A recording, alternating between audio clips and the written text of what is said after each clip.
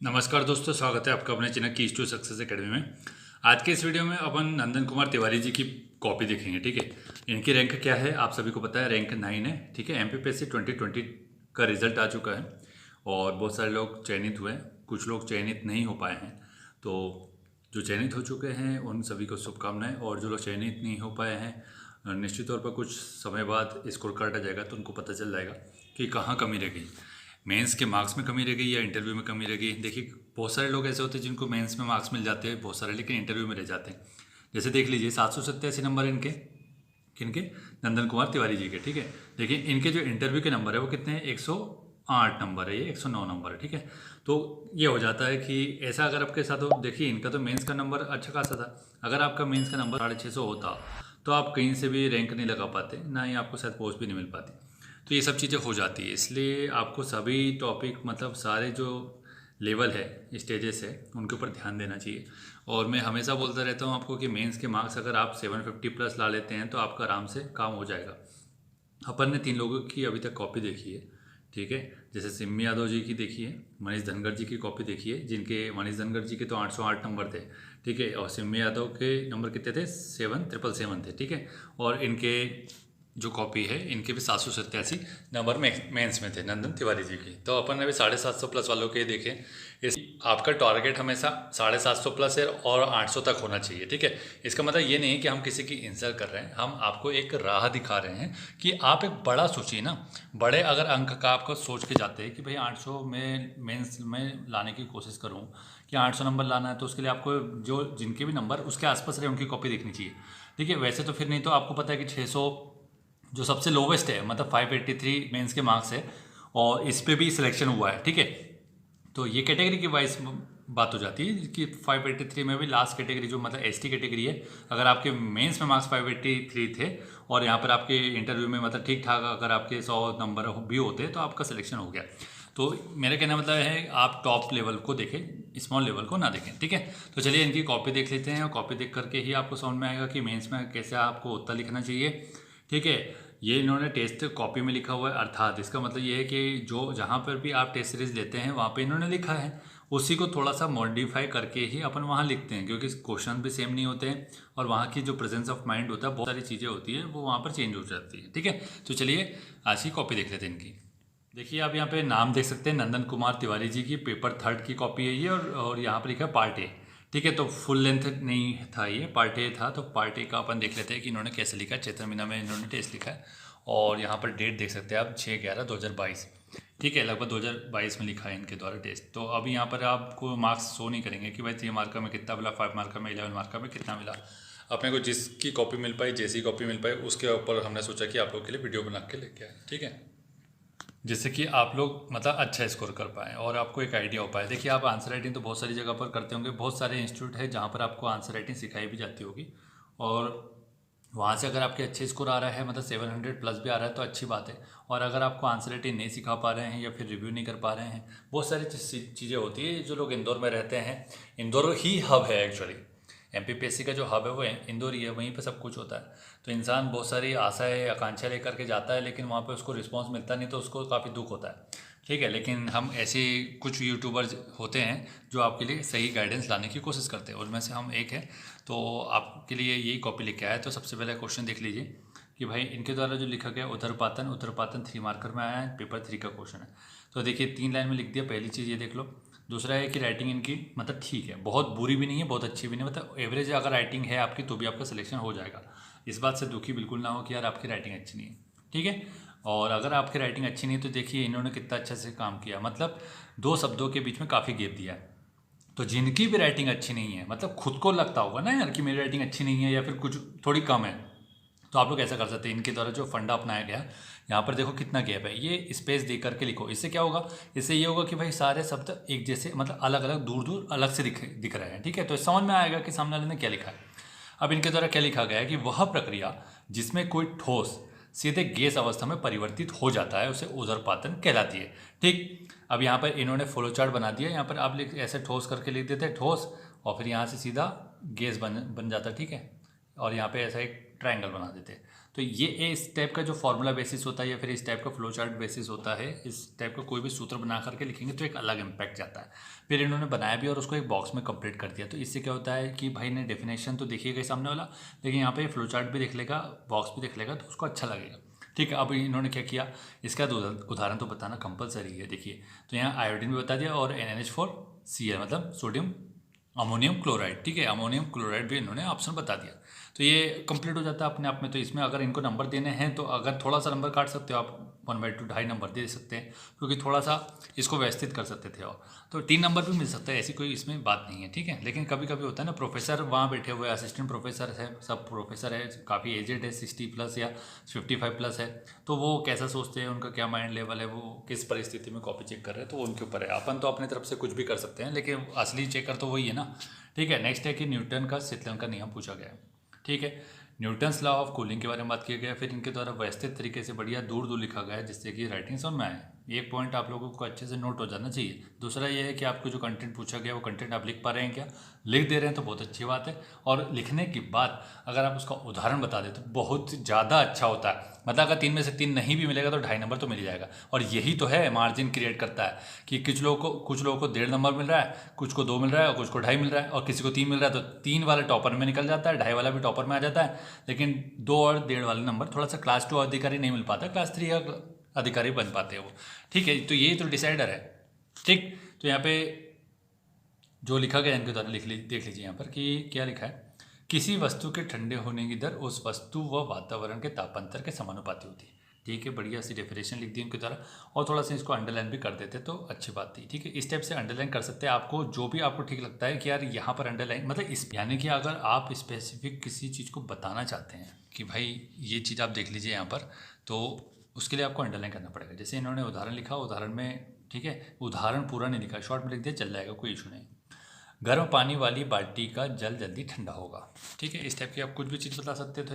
ये भी बता सकते थे कि भाई ठंडी का जो मौसम होता है, आप चाय पीते कि नहीं, कुल्हड़ में चाय पीते हैं या फिर आप किसी भी गिलास में चाय पीते, तो उसका भी उदाहरण दे सकते थे आप। ये सब न्यूटन के शीतलन के नियम के ऊपर ही तो है। तो उदाहरण आपके पास अनगिनत है, आप कुछ भी दे सकते हो। ठीक है, नेक्स्ट है यहाँ पर कि मूल मात्रक से आप क्या समझते हैं और what is the meant by basic unit.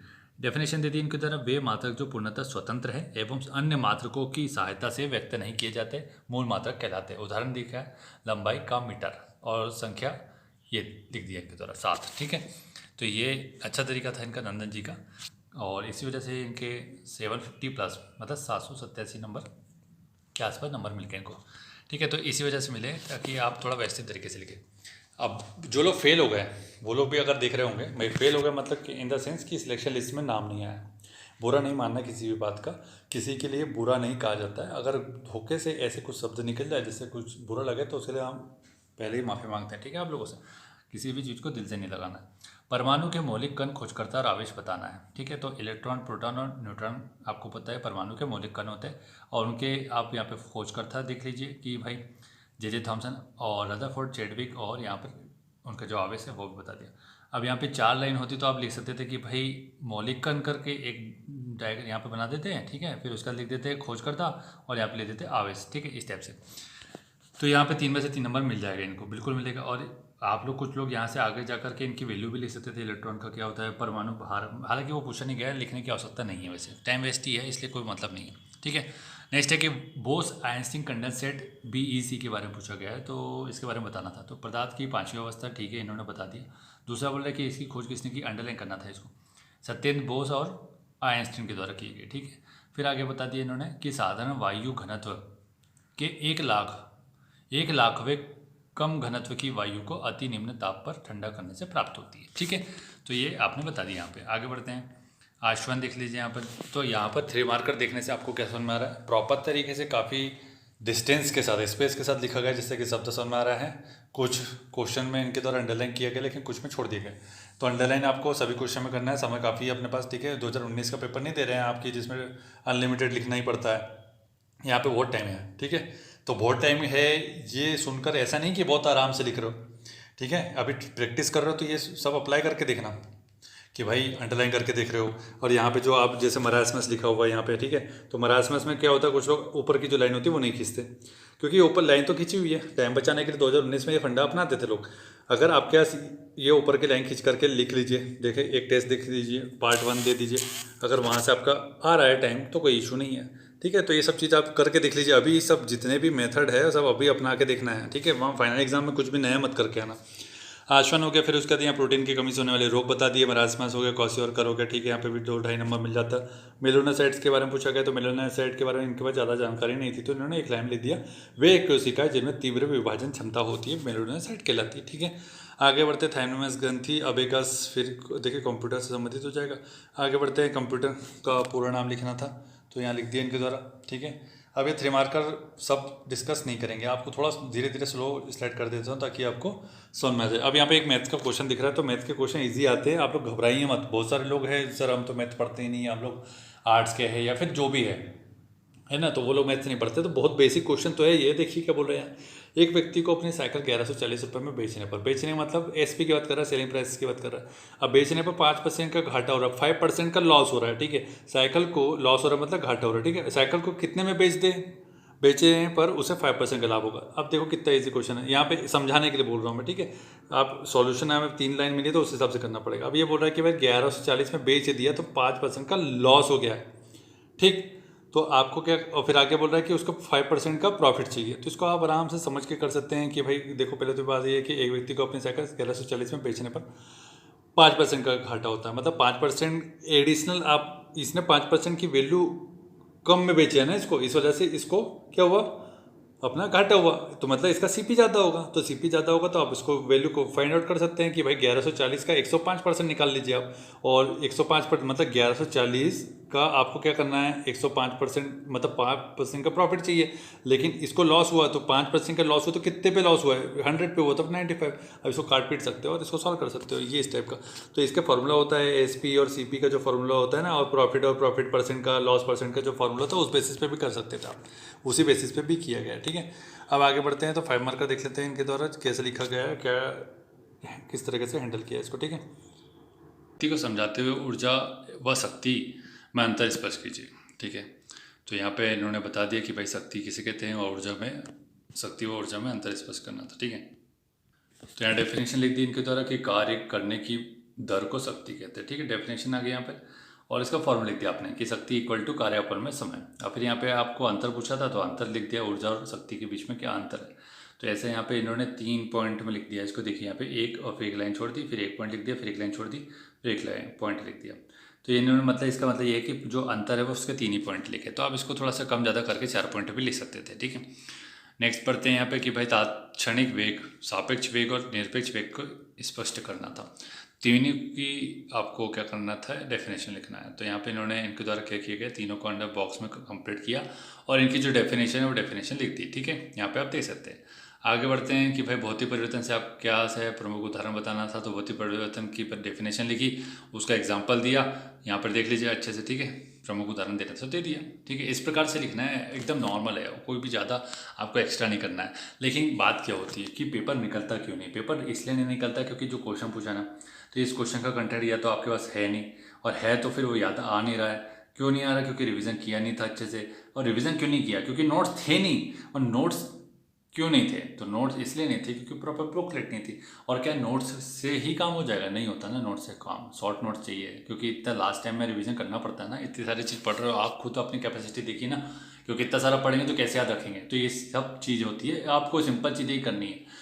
अगर वो सब चीज़ दिमाग में स्टोर कर लेते हो, 6 दिन की बात है, 6 दिन तक कंटेंट अगर स्टोर कर लेते हो तो आराम से काम हो जाता है, ठीक। तो यहाँ पे देख लो कि भाई सोडियम कार्बोनेट के बारे में पूछा गया था, तो उसका फॉर्मूला बता दिया और उसके उपयोग बता दिया इनकी तरह। देखिए एक एक लाइन का गैप भी बता दिया, कोई दिक्कत नहीं है, यहाँ पर आप आराम से ले सकते हैं। बस शर्तें आपको समझ में आना चाहिए कि भाई क्या चीज़ बताई जा रही है, ठीक है। आंसर राइटिंग ऐसे ही की जा सकती है, आप उसको व्यवस्थित तरीके से। और फ्लो चार्ट के बारे में बात की जाए कि सर फ्लो चार्ट क्या इनके द्वारा जो यूज़ किया गया वैसे कर सकते हैं, हाँ। लेकिन सभी क्वेश्चन में फ्लो चार्ट अलग अलग यूज़ करना है, ऐसा नहीं कि हर एक क्वेश्चन में एक ही जैसा फ्लो चार्ट यूज़ कर दिया, ठीक है, तो उससे फिर नेगेटिव जाता है। देखिए यहाँ पर इन्होंने किस प्रकार का फ्लो चार्ट का यूज़ किया, ये देखिए उपयोग, एक लाइन नीचे है, फिर 1 2 3 पॉइंट लिख दिए, ठीक है। अब नीचे चलेंगे तो यहाँ पे इन्होंने फ्लो जो चार्ट यूज़ किया देखिए बीच में है, फिर उसके बाद यहाँ पे 3 बॉक्स नीचे आ गए, इसके ब्रांचेस आ गए। इस प्रकार से आप अलग अलग यूज़ कर सकते हैं, ठीक है। बाकी कंटेंट तो वही है कि आप याद करेंगे तो लिख पाएंगे, अन्यथा नहीं लिख पाएंगे, ठीक है। तो ये 5 मार्क हो गया। यहाँ पे देखो फिर डिफरेंट टाइप का आपको मिल जाता है, ठीक है। यहाँ पे देखो, ठीक। आगे बढ़ते हैं, अब 11 मार्क का देख लेते हैं, ठीक है, ताकि आपका समय बच जाए। और यहाँ पे देखो, ठीक है, 11 मार्क की तरफ चलते हैं। ये रहा पहला 11 मार्क का रही है। यहाँ पे क्वेश्चन पूछ रहा है कि गोली दर्पण की परिभाषा बताना। देखिए क्वेश्चन पढ़ते से आपको समझ में आना चाहिए कि उसने क्या क्या पूछा है। गोली दर्पण की परिभाषा, तो पहले परिभाषा बताना है, फिर प्रकार बताना है, आगे बढ़ेंगे उपयोग को लिखना है, उपयोग लिखना है। तो गोली दर्पण बोला है, तो गोली दर्पण पूछा गया, तो इसके बारे में ये है कि गोली दर्पण भी बना के बताना पड़ेगा ना आपको, तभी तो ठीक है क्वेश्चन 11 मार्क का बनेगा ना। तो यहाँ वह दर्पण जिसके पृष्ठ गोली हो, गोली दर्पण कहलाता है। सिंपल डेफिनेशन लिख दी। प्रकार बता दिया कि उत्तल दर्पण, अवतल दर्पण। उत्तल दर्पण की डेफिनेशन लिखी, उसका चित्र बना के बताया कि भाई किस प्रकार का होता है वो, ठीक है। और नेक्स्ट बढ़ते यहाँ पे और क्या पूछा, प्रकार क्या, उपयोग बोला, ठीक है।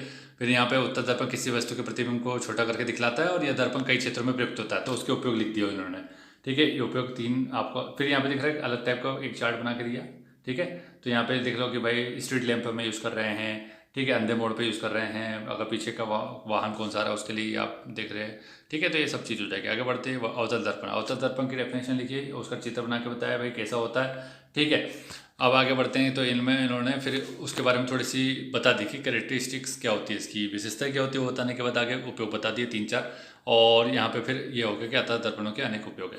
ये हो गया क्वेश्चन खत्म 11 मार्क का। देखिए 2 पेज में होता है, कितना आसानी से क्वेश्चन खत्म हो जाता है। आप लोग घबराते रहते हो, घबराना नहीं है भाई, पढ़ो और रिवीजन करो, है ना। और फिर जाकर के टेस्ट लिखो, कहीं कोचिंग में जाके लिख लो या प्रीवियस ईयर के पेपर लिख लो। नहीं है समय तो, कुछ लोग क्या समय नहीं होगा ना, तो फिर वो घर पे भी ले सकता है। ऐसा कोई ज़रूरी नहीं है कि आप कोचिंग में जाकर के टेस्ट लिखेंगे। देखिए बात ये हो जाती है कि वहाँ पे प्रॉपर रिव्यू अगर मिल रहा है तो बहुत अच्छी बात है। और फिर देखिए कोई ना कोई आपका कंटेंट चेक करने वाला होना चाहिए कि भाई आपने कैसे लिखा। और अगर कोचिंग में ये समस्या आ रही है तो फिर आप 2 लोग, जैसे 2, 3, 5 लोग का ग्रुप बना के काम कर सकते हो। अब उसमें जेलेसी की भावना मत रखना कि यार मैं इसको ये नहीं बताऊंगा या इसको नहीं बताऊंगा।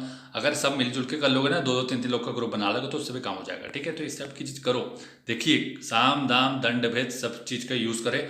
आपको मेंस निकालना है, सिलेक्शन लेना है, सब प्रकार के हथकंडे जो हो सकते हैं वो अपना लो, पेपर निकालना चाहिए बस, ठीक है। ये आगे 11 मार्क का एक और देख लो अगर देखना चाहते हो तो, ठीक है। समय 17 मिनट हुआ, 20 मिनट तक का आपको हैंडल कर लेंगे।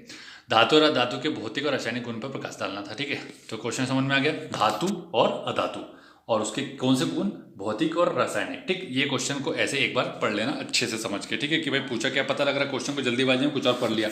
अब यहाँ पे कुछ लोग थोड़ा जल्दीबाजी में कह रहे थे धातु और अधातु में अंतर बताइए, तो अंतर लिख के आ जाते हैं, ऐसा भी हो जाता है कई बार। तो क्वेश्चन धातु की डेफिनेशन बता दी, भौतिक गुण लिख दिया, गुण, धातु, अधातु।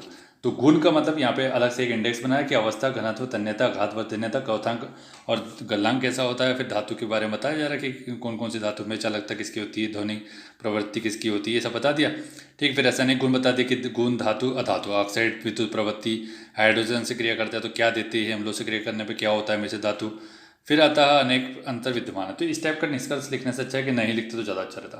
थोड़ा सा अच्छा व्यवस्थित रूप पे आपको निष्कर्ष लिखना चाहिए कि वह धातु और अधातु का क्या योगदान है वर्तमान में, वो किस प्रकार से सहायक है आपके, ठीक है। तो इस टाइप से बता सकते थे आप, इस टाइप का क्या निष्कर्ष लिखते हैं, इससे अच्छा तो लिखते ही नहीं तो ज़्यादा अच्छा रहता है, ठीक।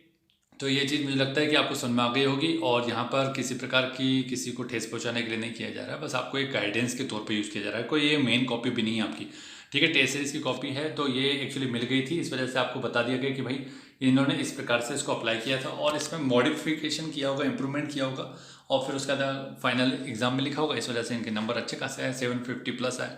तो ये सब आपको समझ में आ गया होगा कि क्या बताना चाहा मैंने, और आप लोग इसको समझ के कर सकते हो आप लोग, ठीक है। बाकी अगर कोई भी इन्फॉर्मेशन चाहिए तो आप यहाँ पे कमेंट कर दीजिएगा या टेलीग्राम पे कर दीजिएगा, और टेलीग्राम पे कॉपी डाल दीजिएगी तो आप वहाँ देख लीजिएगा यहाँ पे, ठीक है। Thank you so much for watching, और वीडियो को लाइक, शेयर और सब्सक्राइब कर लेना, क्योंकि यदि आप यहाँ पर नए हैं और MPPSC की तैयारी कर रहे हो और प्रॉपर गाइडेंस मिल नहीं पा रहा है, या फिर आप भटक रहे हो, या फिर बहुत टाइम से प्रीलिम्स नहीं कर रहा है, मेंस में बहुत सारी समस्या रही, नोट्स की समस्या है, इसकी समस्या, गाइडेंस की समस्या, तो भाई बहुत सही जगह आए हो, आपको प्रॉपर गाइडेंस मिल जाएगा। चैनल को सब्सक्राइब कर लेना, बेल आइकन को दबा देना ताकि आपको नोटिफिकेशन टाइम पे मिले, ठीक। Thank you so much for watching. Tell me pretty lies, look me in the face, tell me that you love me.